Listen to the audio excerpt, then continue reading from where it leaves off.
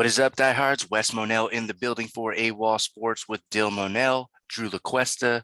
We got the Fantasy Flash today. We're going to go through 10 topics to help you out. All right, let's slide over to the NFC. Got a couple of running backs, or so we think we have a couple of running backs, right? We have a breakout season from a vet, very unusual to see. Cordarrelle Patterson, Atlanta Falcons. It's his world, I guess, until it's not. Leonard Fournette, man, playoff Lenny, Tampa Bay. They're running it back, bringing most of the crew back.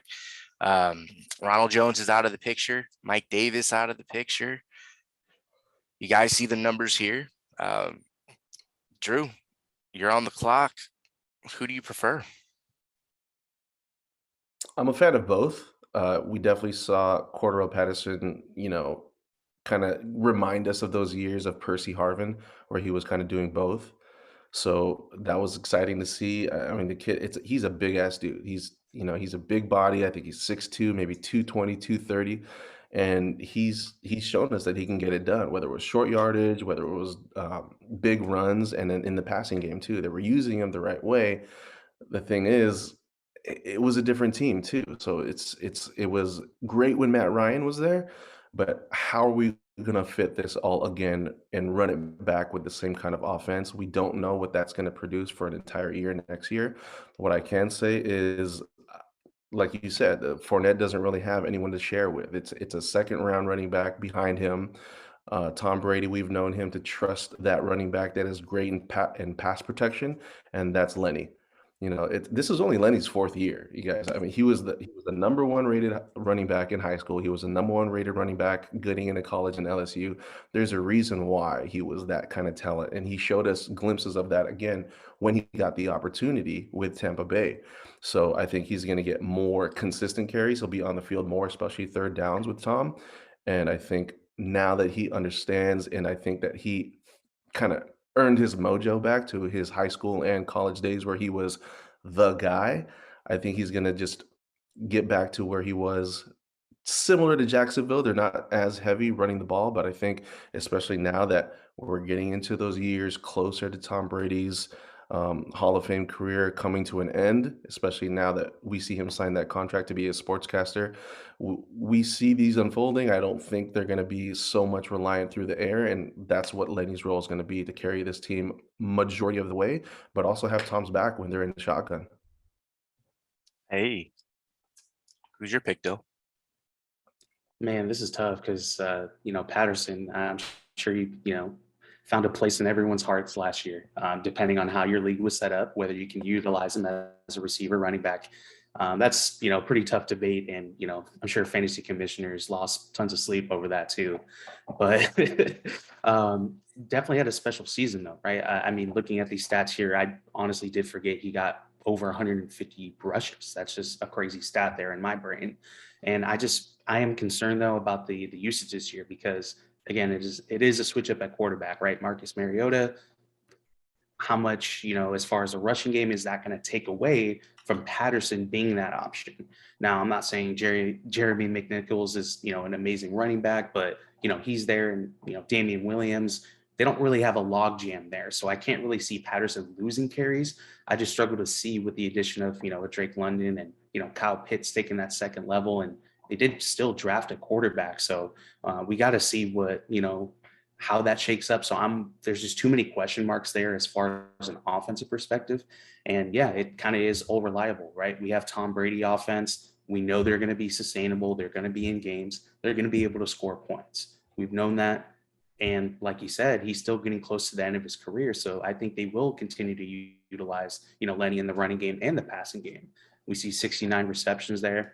I see him probably getting around 70, maybe 75 this year, because they do want to keep Tom Brady, healthy and upright, right? I know they like Gio Bernard. I'm sure he's going to, get some play on third downs as well. But Lenny, he can play third downs as well, so he can get a lot of time on the field this year, especially with Chris Godwin not being in the mix potentially in the beginning of the season there. So, a lot of set of eyes are going to be on Mike Evans, and who else in the passing game is, again, reliable besides Lenny. He's going to be able to, I think, benefit on a lot of those drop-offs plus a lot of red zone usage and, get some of those rushing touchdowns again.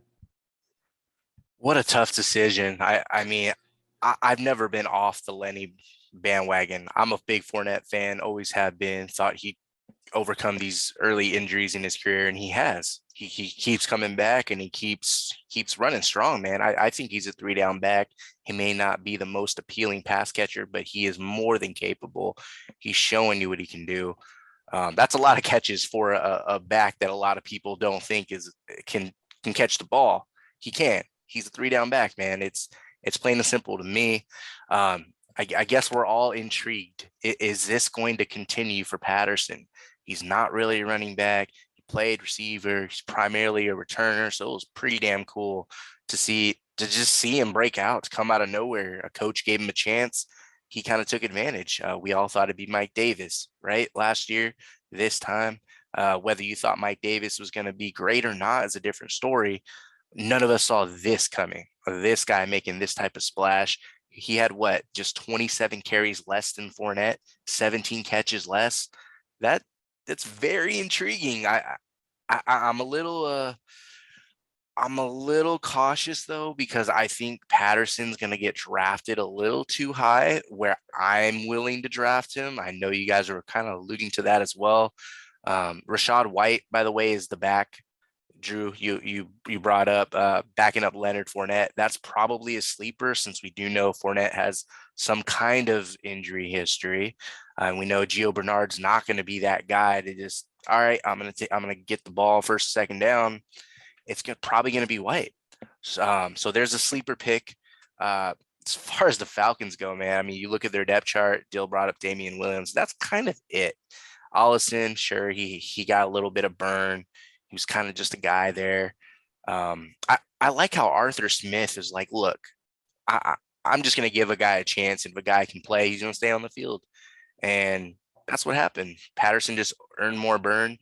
Not the full load, but it kind of turned into a 70-30 eventually, which is why I think a lot of people, and I don't blame them, are going to think Austin Eckler, DeAndre Swift, maybe 2 rounds later, then you have to get those guys, or 3 or 4 if you're talking about Eckler, a first rounder in fantasy, maybe second, depending on your league.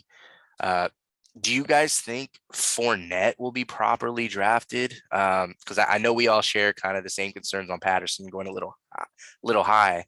But what do you think about Fournette and his draft value?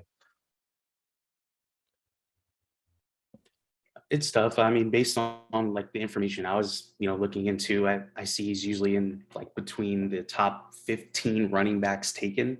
And so I'd say that's a pretty comfortable range that I would say, hey, there's not that many people in front of him that I would want, right, as far as value at that time. So it's going to be tough. There's always that early running backs, right? Everyone's trying to, no matter the league format, everyone's trying to get as many as possible. So again, sometimes you are going to have to quote unquote overdraft a guy, especially at the running back position. But he's a guy I feel comfortable with because of his workload and everything we've been talking about. So where Patterson, I think I'd feel comfortable, but I think there is going to run the risk, depending on what kind of league you're in, that he might go a little bit higher. Again, like a 4th, 5th round pick still seems a little high with all the uncertainty, around that team in general at this point. Yeah, I think I'm just going to echo the same sentiment here. Patterson most likely overdrafted, but Fournette, I think he'll go exactly where he'll need to go, maybe even higher. That's somebody, like Dill said, I wouldn't mind overdrafting, because we've seen the running backs that have been starters, whether it was Tampa Bay or whether it was New England Patriots, that are running behind Tom Brady. You're going to be in the red zone. You're scoring points, and you know exactly that Tom knows how to check into those running situations. So whether it's checking in or checking out to make sure you get the first down and give the ball right back to Lenny, the thing that points out to me is I think everyone now that playing all these DraftKings, FanDuel, they notice that Tom Brady's teams are always in the red zone, and you're going to cash if you're a running back starter for Tampa Bay. And I think it is going to take a little bit more time for rookie White, the backup to Fournette, to get in the mix, maybe later in the season. But you can't overlook Tom Brady starting running back.